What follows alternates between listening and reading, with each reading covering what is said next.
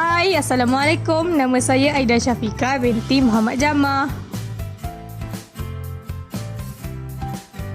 Hai, Assalamualaikum. Nama saya Erna Wahida binti Mahli alias Mahali. Hai, saya Nurhaiti binti Muhammad Safi.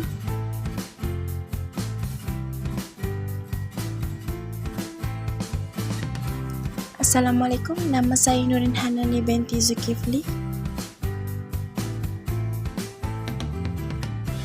Assalamualaikum, saya Nurul Elma Batrisha binti Reza.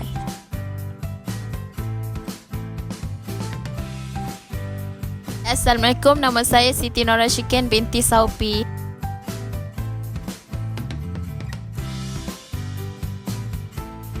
Assalamualaikum.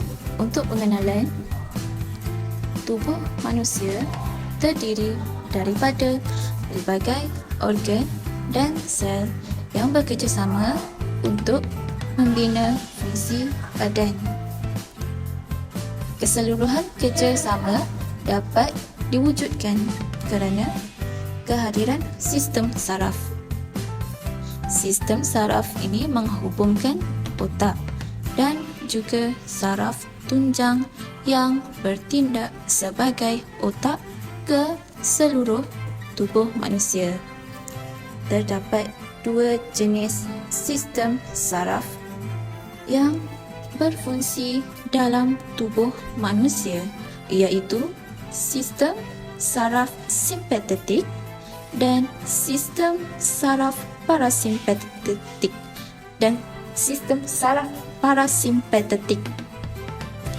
Kedua-dua sistem saraf berfungsi dalam arah yang bertentangan untuk mengekalkan keseimbangan dalam badan.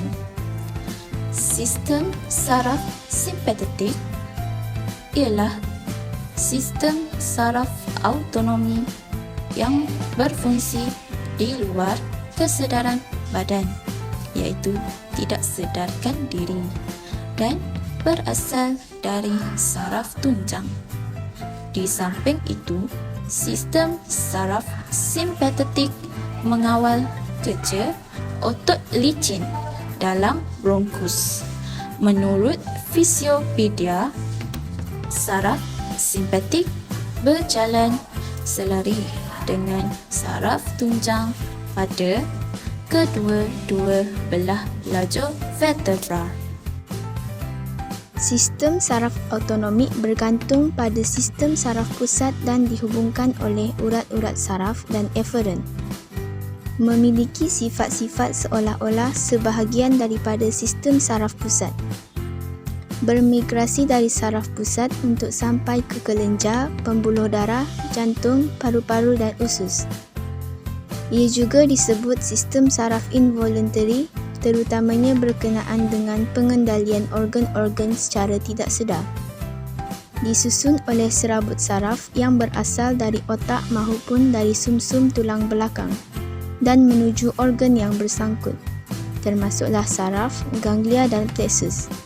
Fungsinya adalah mengawal aktiviti luar kawalan badan. Dipengaruhi oleh emosi. Sistem saraf autonomik, sistem simpatetik, dibentuk oleh neuron-neuron yang timbul dari bahagian thoracolumbar. Sistem parasimpatetik dibentuk oleh neuron-neuron yang timbul daripada batang otak dan bahagian sakral korda spina. Saraf simpatetik terletak di depan turus vertebra dan berhubungan serta bersambung dengan sumsum tulang belakang melalui fiber saraf. Terdiri daripada serangkaian urat kembar yang mengandungi ganglion-ganglion. Urat-urat itu bergerak dari dasar tengkorak yang terletak di depan turus vertebra lalu berakhir dalam pelvis di depan coccyx sebagai ganglion impar.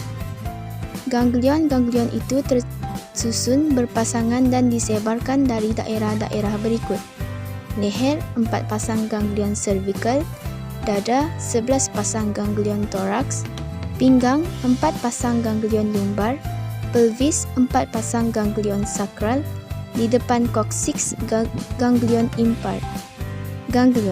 Ganglion ini bersambung erat dengan sistem saraf pusat melalui sumsum tulang belakang dengan menggunakan cabang-cabang penghubung yang bergerak keluar dari sumsum tulang belakang menuju ke ganglia dan dari ganglia masuk menuju ke sumsum tulang belakang. Ganglion simpatetik lain berhubung dengan dua rangkaian besar ganglia ini dan bersama fibernya membentuk plexus simpatetik.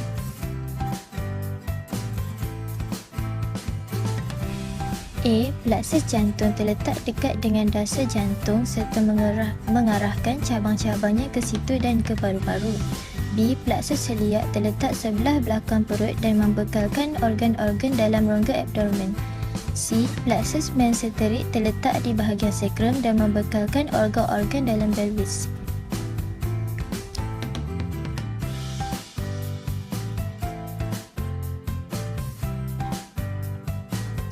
Terdapat 3 fungsi saraf simpatetik. Saraf simpatetik mensarafi otot jantung, otot-otot involuntari, semua pembuluh darah serta invertebra seperti perut, pankreas dan usus. Yang kedua, membekalkan fiber motor kumuhan dan kelenjar perut dan fiber motor pada otot involuntari dalam kulit iaitu erectores pilorum. Yang ketiga, membekalkan tonus semua otot termasuk tonus otot voluntari.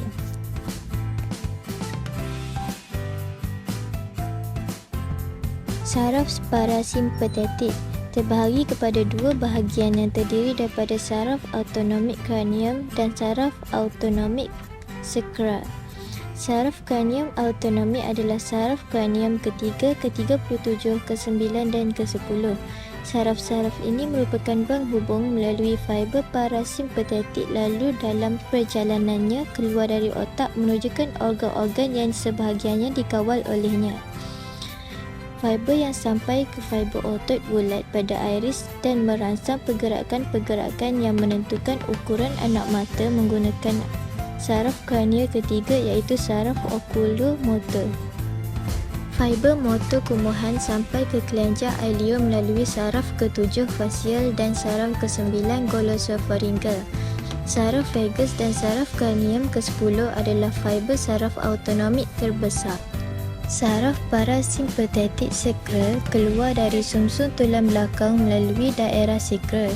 Saraf-saraf ini membentuk saraf pada viscera pelvis dan bersama saraf simpatetik membentuk plexus yang membekalkan usus besar, raktum dan pundi kencing. Kesan bertentangan dengan bahagian simpatetik untuk mengembalikan keseimbangan. Fungsi sistem saraf simpatetik dan parasimpatetik selalu berlawanan. Sistem saraf parasimpatetik terdiri daripada keseluruhan nervus vagus bersama cabang-cabangnya ditambah dengan beberapa saraf otak lain dan saraf sumsum sambung. Fungsi saraf autonomik. Saraf autonomik simpatetik membesarkan pupil, menghambat aliran ludah, mempercepatkan denyut jantung, mengecilkan bronkus, menghambat sirkulasi kelenjar pencernaan, menghambat kontraksi kuntung kemih, membolehkan badan mengatasi cabaran daripada persekitaran luar, digunakan dengan meluas dalam keadaan-keadaan yang melibatkan tekanan, ketakutan dan kemarahan. Fungsi saraf parasimpatetik mengecilkan pupil, menstimulasi aliran ludah, memperlambatkan denyutan jantung, membesarkan bronkus, menstimulasi sekresi kelenjar pencernaan, mengurutkan kandungan kemih, hanya terlibat dengan fungsi vegetatif tubuh seperti pencernaan, defekasi, pembiakan menjadi lebih aktif semasa seorang sedang rehat. Ini adalah contoh jadual yang menempatkan jenis-jenis organ dan tisu beserta bahagian simpatetik dan bahagian parasimpatetik.